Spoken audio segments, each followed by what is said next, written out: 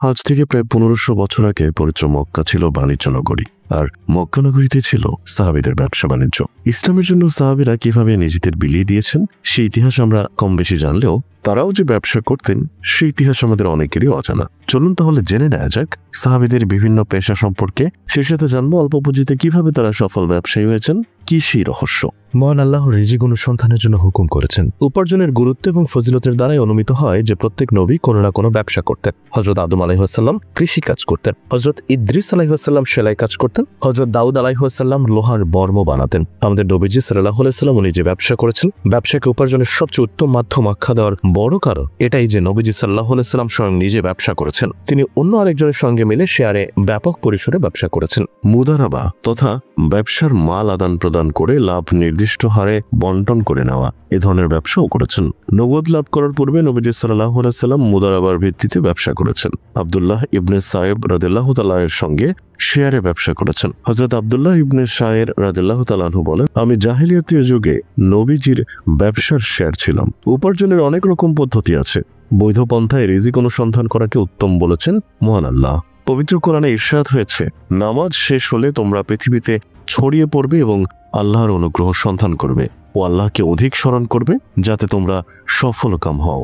সৎ ব্যবসায়ের শান মর্যাদা বর্ণনা করে হযরত আবু সাঈদ খুদরি রাদিয়াল্লাহু তাআলা আনহু বর্ণিত হাদিসে রাসূল সাল্লাল্লাহু আলাইহি ওয়াসাল্লাম ইরশাদ করেন, সত্যবাদী, আমানতদার ও বিশ্বাসী ব্যক্তি কিয়ামতের দিনে নবীগণ, সিদ্দিকগণ এবং শহীদগণের দলে থাকবেন। রিজিকের 10টি অংশ, তন্মধ্যে 9টি অংশ ব্যবসা বাণিজ্যে নিহিত। নবীজি সাল্লাল্লাহু আলাইহি ওয়াসাল্লাম বলেছেন, পেশাদার মুসলমানকে আল্লাহ তাআলা ভালোবাসেন। রুটি রুজির ব্যবস্থা করা মানুষের উপর ফরজ। মুত্তাকি বান্দাদের নিকট হালাল রিজিক উপার্জন ঈমানের অংশ। জীবনযাপনে সংকীর্ণতা ইজ্জত সম্মানের জন্য কলঙ্ক। ব্যবসা বাণিজ্যে মুসলমানদের অবহেলা অত্যন্ত চিন্তার বিষয়। ব্যবসার উদ্দেশ্য অনেক ব্যাপক। ব্যবসায়ের উদ্দেশ্য শুধু মুনাফা অর্জন নয়, বরং এর দ্বারা মানুষের সঙ্গে পরিচিতি বাড়বে। তখন তাদের সঙ্গে ভালো ব্যবহার করা, আন্তরিকতা দেখানো এবং হাস্যোজ্জ্বলভাবে কথা বলা উচিত, যাতে অন্যদের অন্তরে আপনার ইজ্জত, সম্মান এবং ভালোবাসাও ঠিক থাকে। তারা আপনার কোনো কথা সহজে মান্য করে, তাহলে ইসলামের সৌন্দর্য অন্যদের কাছে তুলে ধরা সহজ হবে। ইমানদারের সঙ্গে ব্যবসা বাণিজ্য করার মধ্যে আল্লাহ পাক অগণিত রিজিক দানের ওয়াদা করেছেন। কারো কারো ধারণা এই যে সাহাবায়ে কেরাম শুধু আল্লাহর দ্বীনের জন্য তাদের জীবন উৎসর্গ করেছিলেন এবং জীবিকা নির্বাহের সঙ্গে তাদের কোনো সম্পর্ক ছিল না, কিন্তু বাস্তবতা এমন নয়। বরং বাস্তবতা হলো নিঃসন্দেহে সাহাবায়ে কেরাম তাদের জীবনকে আল্লাহর দ্বীন প্রতিষ্ঠায় উৎসর্গ করেছিলেন, আবার একই সঙ্গে তারা জীবিকা নির্বাহের কাজেও নিয়োজিত ছিলেন এবং ক্রয় বিক্রয়ের নিয়ম কানুন শিখিয়েছিলেন। হযরত ওমর রাদিয়াল্লাহু তাআলা আনহু তার খেলাফতকালে এমন লোকদের বাজারে ক্রয় বিক্রয় করতে নিষেধ করেছিলেন যারা ক্রয় বিক্রয়ের নিয়ম কানুন জানত না। মক্কার বেশিরভাগ সাহাবী ব্যবসা বাণিজ্যের সঙ্গে জড়িত ছিলেন এবং মদিনায় বেশিরভাগ সাহাবী কৃষিকাজের সঙ্গে যুক্ত ছিলেন।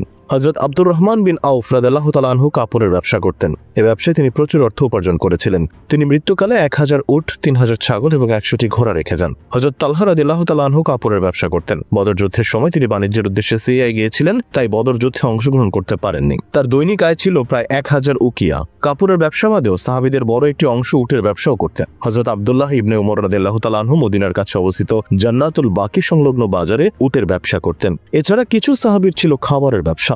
হযরত হাতিব বিন আবি বালতাআ আল লাখমি রাদিয়াল্লাহু তাআলা আনহু একজন ব্যবসায়ী ছিলেন। তিনি খাবার জাতীয় দ্রব্য বিক্রি করতেন। এই ব্যবসা করে মৃত্যুকালে তিনি 4000 দিরহাম এবং একটি ঘর রেখে যান। কাপড়, উটের পাশাপাশি তাদের ছিল তীর বর্ষার ব্যবসাও। হযরত সাদ বিন আবি ওয়াক্কাস রাদিয়াল্লাহু তাআলা আনহু তীর খোদাই করতেন, অর্থাৎ তীর বানাতেন। হযরত নওফল রাদিয়াল্লাহু তাআলা আনহু বর্ষার ব্যবসা করতেন। হযরত ওমর বিন আস রাদিয়াল্লাহু তাআলা আনহু গোশত বিক্রি করতেন। হযরত জুবাইর বিন আওয়াম রাদিয়াল্লাহু তাআলা আনহু গোশত বিক্রি করতেন। কিন্তু কিভাবে সাহাবীরা অল্প পুঁজিতে ব্যবসা করেও সফলতা লাভ করেছেন?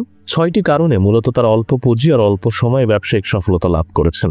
প্রথমত, তারা আল্লাহ ভীতির সাথে ব্যবসা করতেন। সাহাবীরা বিশ্বাস করতেন রিজিক একমাত্র আল্লাহর কাছ থেকেই আসে, তাই তারা হারাম লেনদেন, মিথ্যা বলা, প্রতারণা কিংবা ওজনে কম দেওয়া থেকে সবসময় বিরত থাকতেন। তাদের কাছে ব্যবসার চেয়েও গুরুত্বপূর্ণ ছিল হালাল উপার্জন। দ্বিতীয়ত, সততা ও বিশ্বস্ততা ছিল তাদের ব্যবসার মূল মন্ত্র।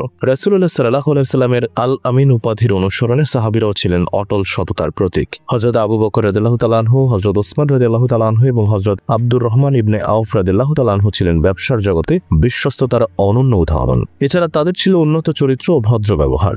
সাহাবীদের আচার আচরণ ছিল অনুকরণীয়। তারা গ্রাহকের সঙ্গে সদাচরণ করতেন, দামের বিষয়ে নমনীয়তা দেখাতেন এবং কখনোই রূঢ় বা অসহিংস আচরণ করতেন না। এই ভালো ব্যবহারের কারণেই তাদের প্রতি মানুষের আস্থা ছিল অটুট। ব্যবসায় সফল হওয়ার অন্যতম কারণ খাঁটি নিয়তের মাধ্যমে ব্যবসা। তারা ব্যবসাকে শুধুমাত্র লাভের জন্য করতেন না, বরং মানুষকে উপকার, সমাজে কল্যাণ ছড়ানো এবং আল্লাহর সন্তুষ্টির উদ্দেশ্যে ব্যবসা পরিচালনা করতেন। এই খাঁটি নিয়তি তাদের জীবনে বরকত বয়ে আনত। এছাড়া তারা দানশীলতা ও সামাজিক দায়িত্ববোধকে সামনে রেখে ব্যবসা করতেন। সফল হয়েও সাহাবীরা ছিলেন অতুলনীয় দানশীল। হযরত আব্দুর রহমান ইবনে আউফ রাদিয়াল্লাহু তাআলা আনহু বিশাল ব্যবসায়ী হয়েও আল্লাহর রাস্তায় অকাতরে দান করতেন। তাদের কাছে ধন সম্পদ ছিল না, ছিল দায়িত্ব। শেষ কারণ ধৈর্য ও প্রতিকূলতা মোকাবেলার মানসিকতা। লোকসান, ব্যবসায়িক প্রতিযোগিতা কিংবা নানা প্রতিকূলতার মুখেও সাহাবীরা কখনো হতাশ হতেন না। তারা ধৈর্য ও আত্মনিয়ন্ত্রণের মাধ্যমে সবকিছু জয় করতেন। এই 6টি কাজ বর্তমান জামানার কোনো মুসলমান যদি করে, তারাও সাহাবীদের মতোই সফলতা লাভ করবে।